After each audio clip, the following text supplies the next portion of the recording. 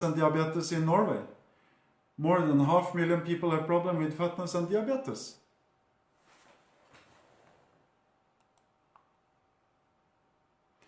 And this is very, very, very, well, what can I say? This is very, very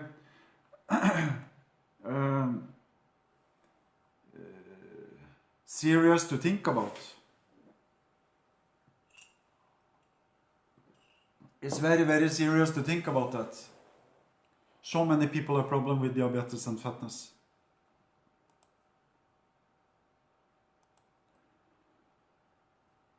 To be honest.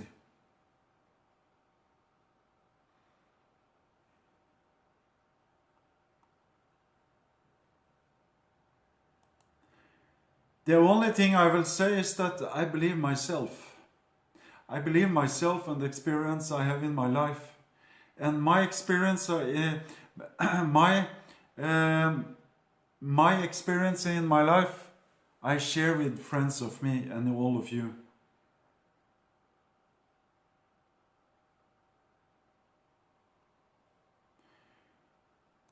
I not trust the health system at all, to be honest. So care your blood system. I will check Notodden City now. It looks like they have in newspaper.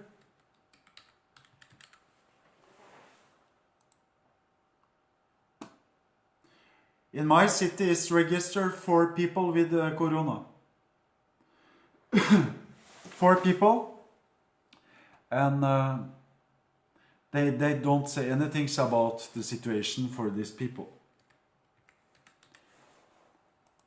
Where these people have been and how the health situation of these people is. It's just about to give us the shit numbers about how many people is infected.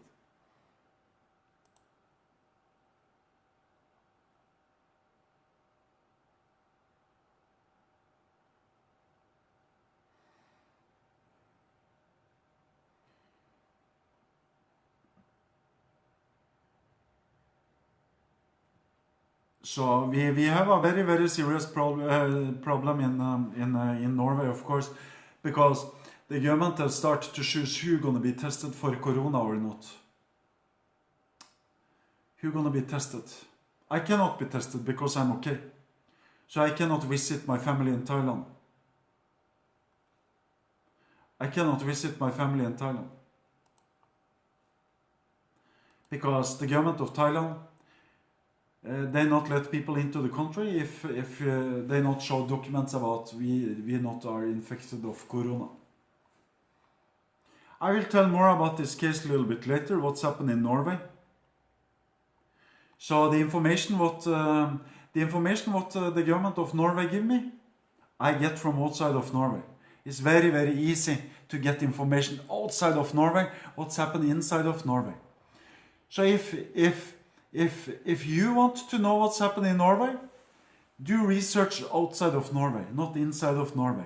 You will never find the truth about things in Norway if you're looking inside of Norway. That's the truth of Norway country right now at the moment. That's the truth and the reality right now. We get the truth outside of this country. In countries like Thailand, for example, what's happened in Norway? Because they're not telling us the truth in Norway. The government, they don't tell us the truth. They not tell us the truth, and they not tell us what is the situation. When people are infected of corona, we not get any information almost about where the person have been, what is the health situation of the person, and these few basic things we need to know so we can be a little bit more careful when we walk in the streets. We know 7 people in Norway is dead because of corona. 4 people in Notodden is infected, but we keep the cards close to the breast so nobody can know about nothing. We don't nothing in this city about nothing. We don't know nothing about nothing in Norway.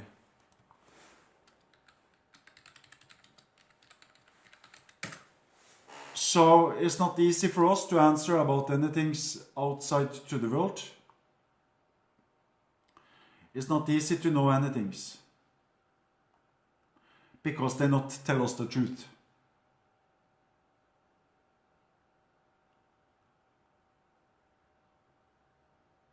That is the very, very, what can I say, it's the creepy things of all this situation.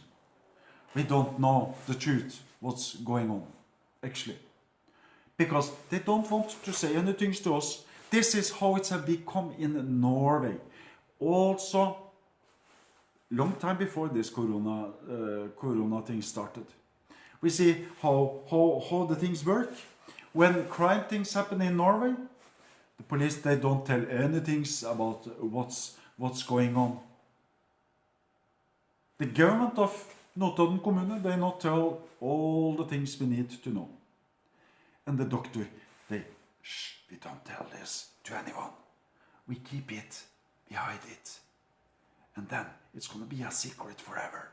This is the situation in Norway. This is the situation in Norway. That is like, shh, we don't tell anyone about it. Corruption. Hiding. Lying. Don't tell it to anyone. We support friends, just. Friendships, politics. This is what's going on in Norway. Friendship, politic. For sorry. If you ask me, I'm not specialist about politic, but if you ask me, people who should be in the politic should have education to be a political person. Everyone can be a political person today in 2020 in Norway. Everyone. You don't need any education at all. Nothing. Nothing. Everyone can be a political person in Norway. To be leader in political party. And this is very, very scary to think about. Friendship politik. It's the name of it. Friendship and corruption political system in Norway. We make the situation the best for this, but we make it not good for that people. It's very, very dangerous to speak about, because people will look at you. What are you talking about? People react because you hurt someplace. You hit the top of the nail.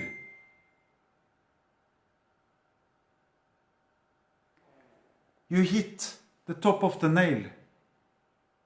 The real things. What's going on in Norway? Corruption, friendships, politics.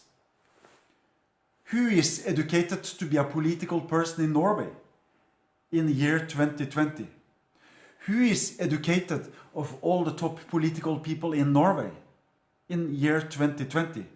Who is educated to take choice, to choose how your life and my life should be? When you see the people who should know about what the choice should be, good or bad. We just do this, we don't know, we hope it's going well. Like Donald Trump now. We give people malaria injection and we hope it's going to be okay. We don't know malaria vaccine will be okay, but we hope. It's so stupid to say that. And then Sweden coming with Ebola injection. Ebola. How will it become if people with very, very bad health get injection from Ebola or malaria? We talk here about insects vaccine. Sickness from because of animals.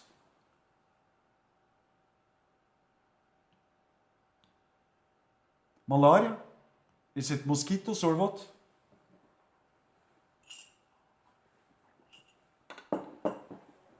How will people with bad health react if they get this vaccine? The result after. We know that also from the last time it was this big epidemic, pig flu. We say svineinfluenza in Norway. Mostly of the cases, the vaccine was bullshit. You see fake videos where people get the vaccine and people start to walk backward instead of forward.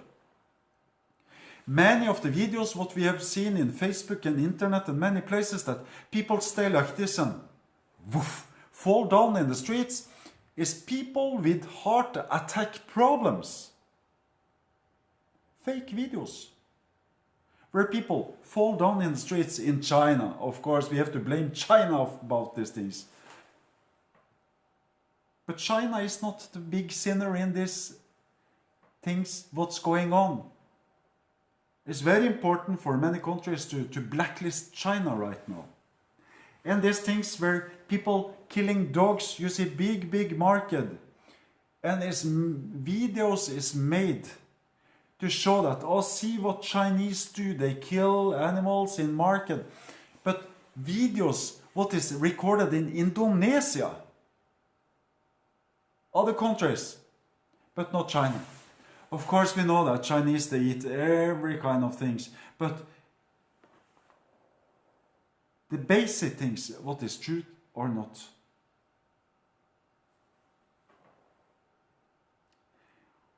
I think we should take a look at ourselves. How hygienic are we like people? What is the reason why people get flu? And we also need to know that and understand that we need to be sick. We need to get flu. We need to be sick to make the immune system of our body system stronger. I know people that never have one time in their life flu. How is the immune system about that person that never have been sick, never flu, not any health problem in their life? But logical looking at what is, how the body system is built up. We need to be sick to be stronger inside of the immune system. We need to get flu.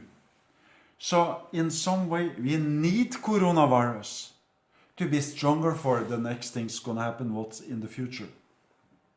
It's not about global upwarming and these things, but flu you have all the time, all the year long. Flu.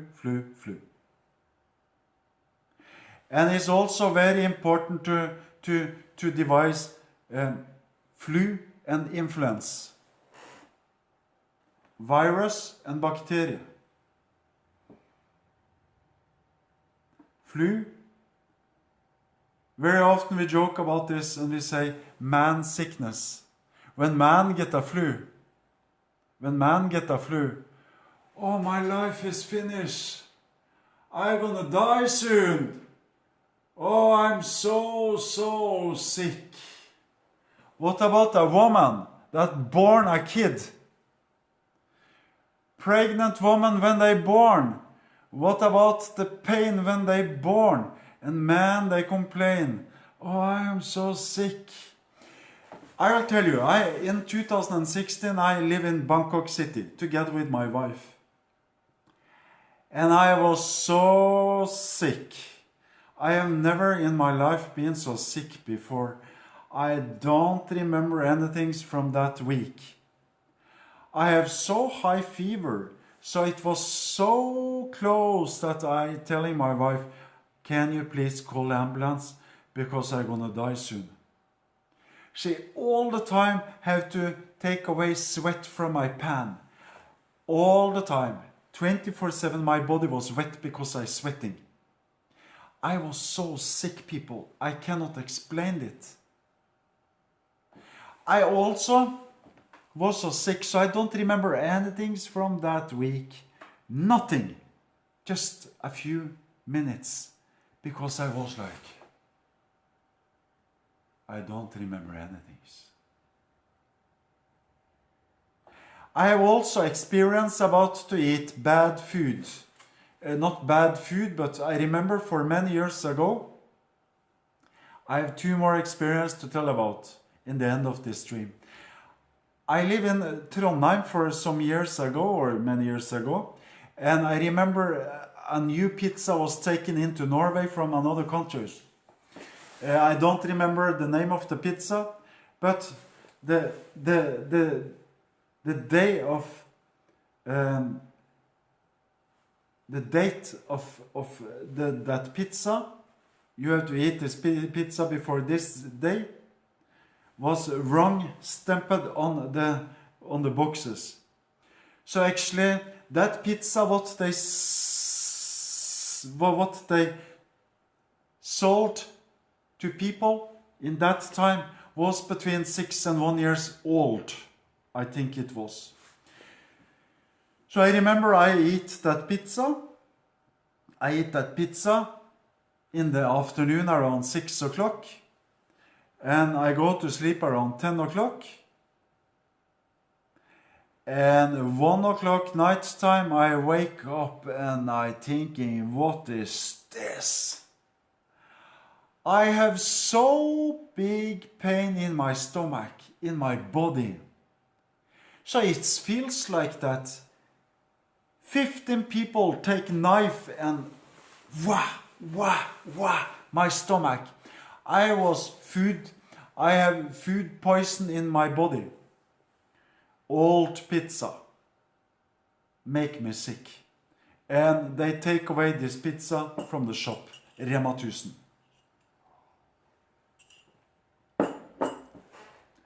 Vi sier mat, food poison in Norway.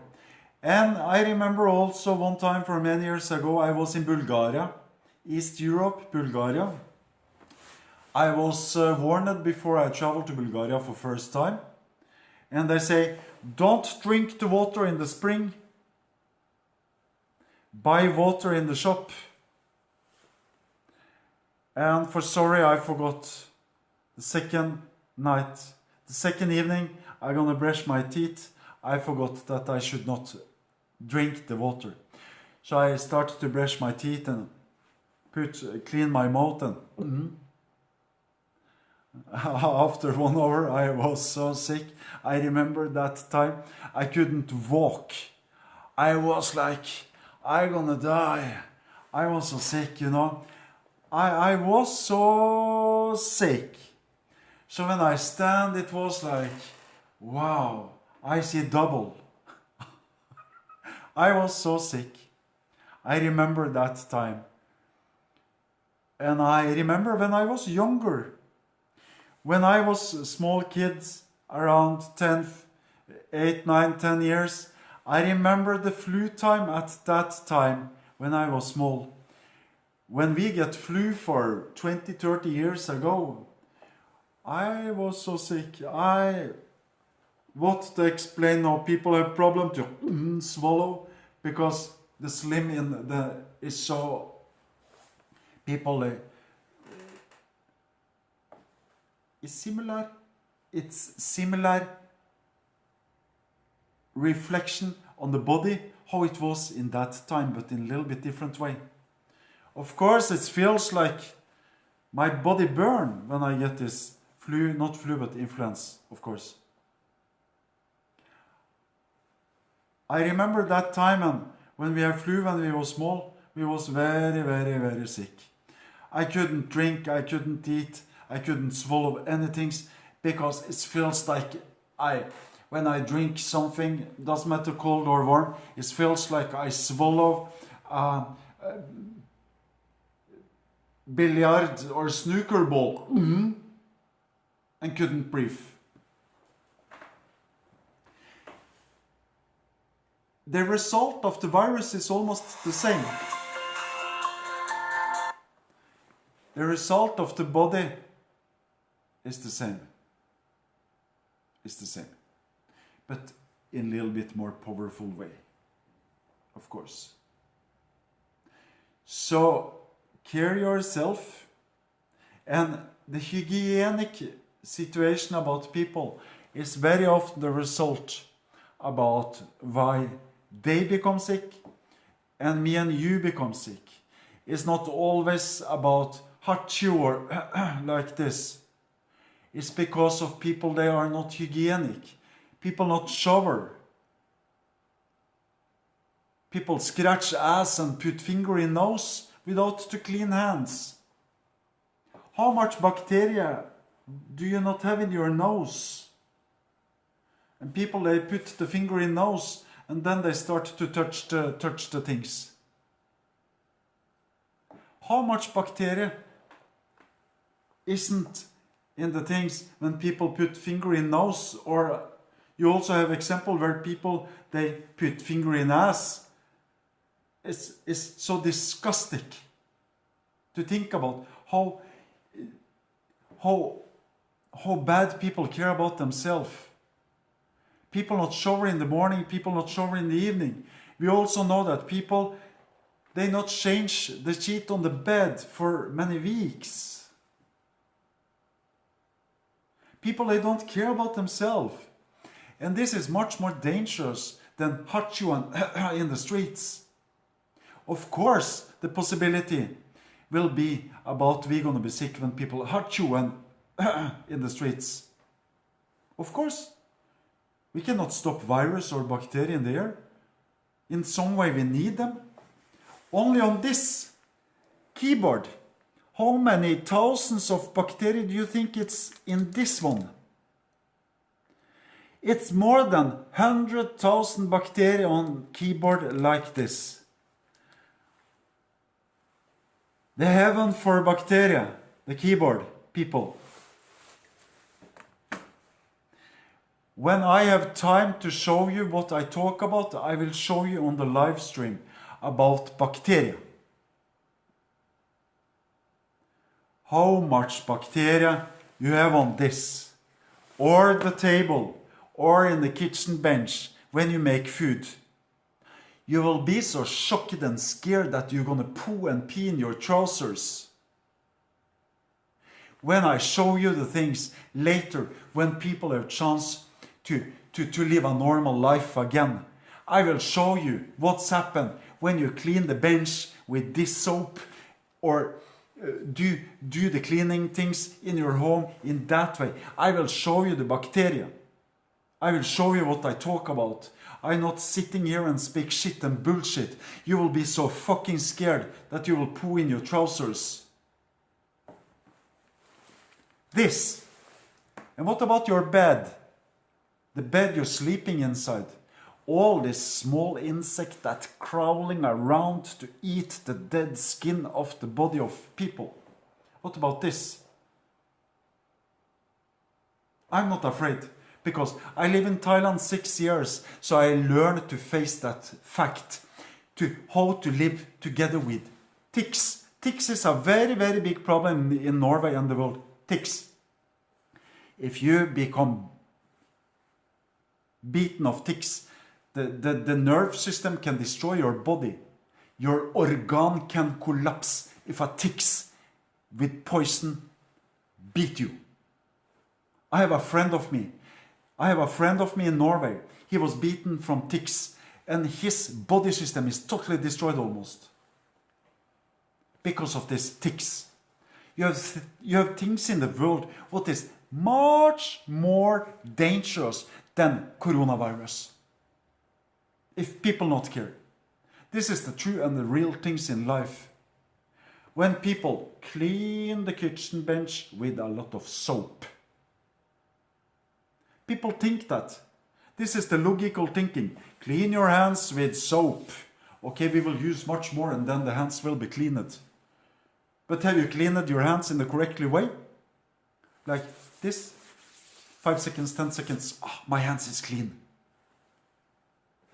When I clean this keyboard, how long time do you think it will take before it's 100,000 of bacteria again? We are surrounded of bacteria and virus all the time. 24/7, everyone. People have to understand that.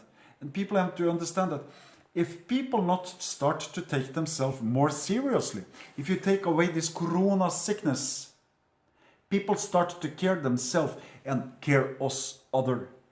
Take a look at the toilets in the streets when you're driving around in Norway, for example.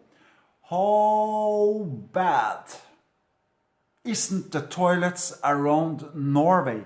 When you travel around Norway and you stop in the streets, you have to go to toilet.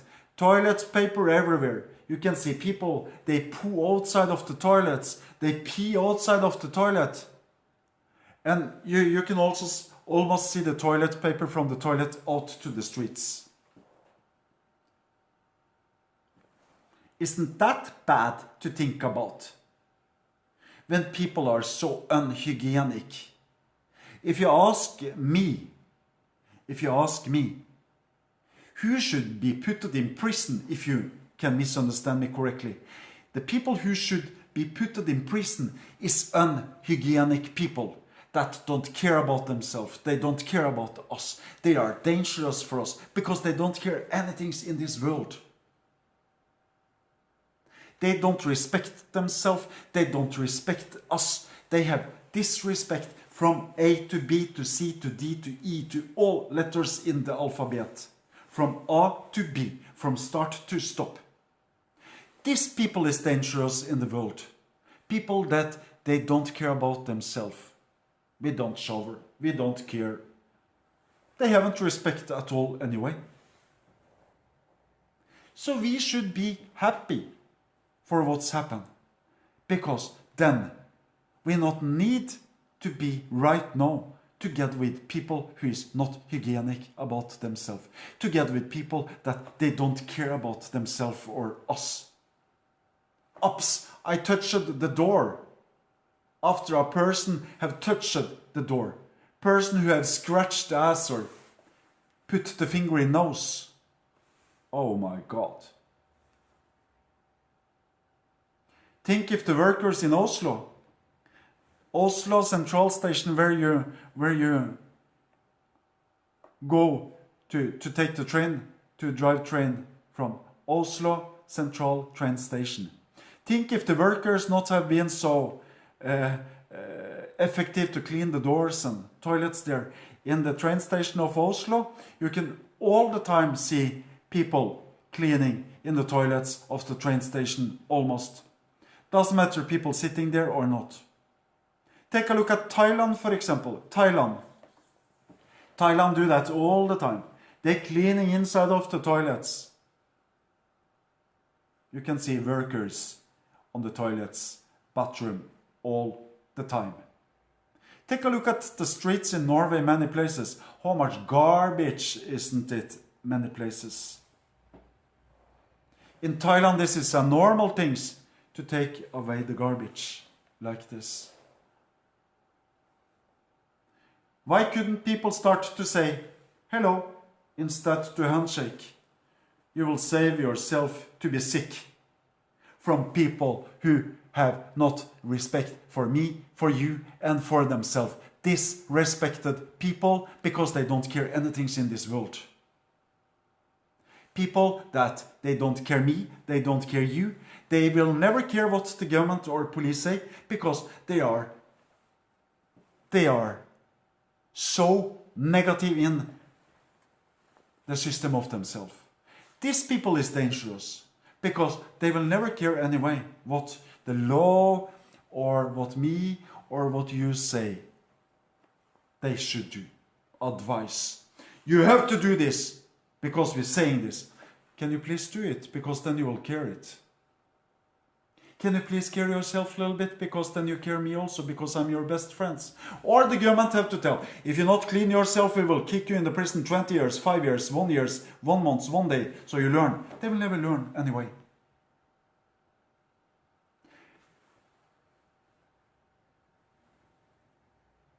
The chance about this kind of people will learn will be like 0.01%. Coronavirus is not the dangerous things in this situation. It's people. People who don't care about nothing in this world. break law of what government telling. Isn't so difficult to sitting home in 14 days. All of us, all people in Norway could sit inside of the home 14 days instead to walk in the streets 14 days. 28th of February 2020 was that day. People in Norway know about coronavirus in the world. But people, they started to walk around like fucking funny clowns in the circus theater. Don't care. They don't care us. Couldn't we do that together 14 days? The situation will be totally different in Norway right now. People are always crazy. They shopping. They make the shop empty. What about the workers in the food store? If workers in the food store become sick, what about that? We need food. We need food. Who should give us food if the workers in shop become sick? I'm more afraid about that than when nurse, doctors, and these people who work in hospital become sick. I'm more afraid to not get the food than to be sick. And I'm going to be sent to a hospital. This is how I look at the case right now in my life. I care myself. I care my wife. I don't care about the valuta. We have to send money to the family of us in Thailand. Step away from this negative thinking. We all can blame ourselves about how much we thinking about the government do this or this. We can blame ourselves because we didn't do anything when we have chance to do the things. To kick out the government, not physical, but we have the chance to give our vote. Who gonna be the leaders of Norway? Who gonna be the top political people in the government of Norway? We had the chance to vote who we want to be in the share of the leaders' shares in the government building in Norway. We can blame ourselves for how the situation is in Norway. We cannot blame the government because we had the chance to vote. It was your responsibility who you voted. So nobody can come now and say, oh, I voted on this political party, but today they lie me. It's your responsibility who you vote on. We cannot blame the Prime Minister of Norway. If we start to blame the Prime Minister of Norway, if we start to make problem of the government of Norway, it will come straight back to us. The karma will hit us. It's not any sense to do it. Because they have full control. The only things we can do is to do the best of the situation. Think positive. Wake up in the morning. Think positive. Focus about good things in life and do good things. If the thinking is the right thinking about the government in Norway is bad and all these things, if that is right, what people thinking, that the government play some theater behind our back, if that is right, if it's true, if it's happened, okay, they will fall down sooner or later if we do good things. If I care you, but if I care me and if I care my wife, if I care you, and if you care me and if you care you, if we care each other, we will be okay. If people start to clean hands, be more hygienic. If people start to respect themselves, if people start to respect all other around themselves, if people start to learn more about respect, we will be okay. We cannot blame the government anymore because we had the chance to vote. Who do you want to be the leaders of Norway? The government of Norway, they do the work they are put to do. So we will be the loser if we attack the government. It's not any sense to do it. The only sense and the only things we can focus about is not to make problem and kick them and make war and these things. It's not any sense to do it. The only things we can do is to give the vote when we have the government vote next year. It's not too late, everyone. We have to think in good and the positive things. It's not late. We have the chance when we have the next vote. How do you want Norway to be in the future? We still have right to vote how we want. It's not state, government or police to telling you should vote this because I'm telling you that. You can simulate the situation in the same way how God created the human and the earth. We have free will to do what we want. But when we choose this or this, we have to take the consequences of the choice we did. We cannot blame NAV. We cannot blame NAV, we cannot blame the government of the choice we did. Oh, for 1 week ago I spent 20,000 crowns for food because I think it was the end of the world. Everyone gonna die because of flu. We cannot blame them. Be angry at NAV. Oh, they cannot help me right now because I spent 20,000 crowns last week. It's your mistakes, it's your wrong, because you not controlled yourself, because you not respect yourself. It's me, it's me, it's me, it's me.